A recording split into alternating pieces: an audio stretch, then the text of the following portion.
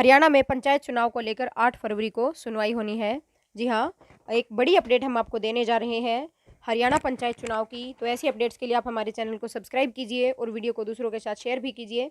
हरियाणा में पंचायत चुनाव की हाईकोर्ट में सुनवाई होनी है और इसका हो सकता है बहुत बड़ा फैसला। जी हाँ, 8 फरवरी को जो सुनवाई होनी है उस पर बड़ा फैसला आ सकता है, क्योंकि अब सरकार इलेक्शन करवाने के मूड में है और कोविड बढ़ने की वजह से भी इलेक्शन रुके हुए थे, पर वो भी अभी कंट्रोल में है और पंचायत चुनाव जल्द होने की संभावना है, क्योंकि नगर निकाय चुनाव की भी सरकार ने मंजूरी दे दी है और वोटर लिस्ट भी उसकी जारी करने की डेट आ गई है और उसके हिसाब से ही उसका वीडियो भी हम आपको बताएंगे। अब हरियाणा में पंचायत चुनाव के लिए अभी और इंतज़ार करना, थोड़ा बहुत और इंतज़ार करना पड़ेगा, क्योंकि अब 18 जनवरी की जो डेट थी उसको आगे 8 फरवरी कर दिया गया था। अब 8 फरवरी को इसका फैसला आ सकता है और 8 फरवरी को फैसला आने के बाद जल्द ही इलेक्शन की डिक्लेरेशन हो सकती है। जो 22 सितंबर डेट दे दी गई थी पंचायत चुनाव को लेकर, वो अब ठीक कर दी गई है और वेबसाइट के ऊपर वो गलती से या कर्मचारियों की गलती से वो डेट चढ़ गई थी और उसको भी अब करेक्ट कर दिया गया है, क्योंकि हाईकोर्ट में अभी छुट्टियाँ चल रही हैं और इस वजह से ये किसी कर्मचारी से गलती से हो सकता है, जो कि 22 सितंबर की डेट दिखाई जा रही थी। और अब 8 फरवरी को यानी कि कल इलेक्शन के बारे में बहुत बड़ा फैसला आने वाला है और हमारे वीडियो के साथ आप बने रहिएगा, हमारे चैनल के साथ बने रहिए, क्योंकि जैसे ही अपडेट आती है, जैसे ही पता चलता है कि हाईकोर्ट में सुनवाई का क्या रहा, तो हम आपको उसी वक्त सूचना देंगे, उसी वक्त हम आपको वीडियो के थ्रू बताएंगे कि क्या रहा हाईकोर्ट में फैसले का।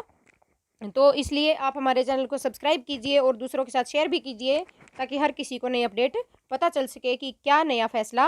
अब पंचायत चुनाव को लेकर, क्या नया फैसला दिया है, क्या फैसला आ गया है या आगे की डेट बढ़ा दी गई है। अब चुनाव होने की संभावना इसलिए बढ़ गई है क्योंकि अब 5 राज्यों के अंदर भी चुनाव हो रहे हैं और हरियाणा सरकार में भी सारे जो ऑफिसेज हैं वो पूरी क्षमता के साथ खोल दिए गए हैं। तो सरकार इसका तो बहाना बना ही नहीं सकती कि कोरोना है। कोरोना का कोई बहाना सरकार नहीं कर सकती है और किसान आंदोलन भी नहीं है, तो सरकार को इलेक्शन करवाना उनकी मजबूरी हो गई है। अब ये हो सकता है कि हाई कोर्ट सरकार अगर अभी इलेक्शन नहीं करवाना चाहती तो हाई कोर्ट को बोल के वो आगे की डेट दिलवा सकती है, पर ये संभावना कम लग रही है, क्योंकि सरकार को लोगों की नाराज़गी का बहुत ज़्यादा सामना करना पड़ रहा है। अब 22 सितंबर की जो तारीख लगने का कारण ये कर्मचारियों की गलती थी और इसमें भी हरियाणा सरकार ने पंजाब और हरियाणा हाईकोर्ट में याचिका दायर करने और जल्द सुनवाई करवाने के अनुरोध करने का निर्णय भी लिया था, पर उससे पहले पहले ही इस डेट को ठीक कर दिया गया। हरियाणा सरकार ने पंचायतों में महिलाओं को जो 50% आरक्षण का प्रावधान किया है, पिछड़ा वर्ग के लिए 8% की व्यवस्था की है, जिसे हाईकोर्ट में चुनौती दी गई है और इसी वजह से ही इलेक्शन में देरी हो रही है और यही देरी का कारण रहा है कि इलेक्शन बहुत ज़्यादा लंबे खिंच गए हैं। लगभग 1.25 साल हो चुका है, इससे पहले इलेक्शन हो जाने चाहिए थे।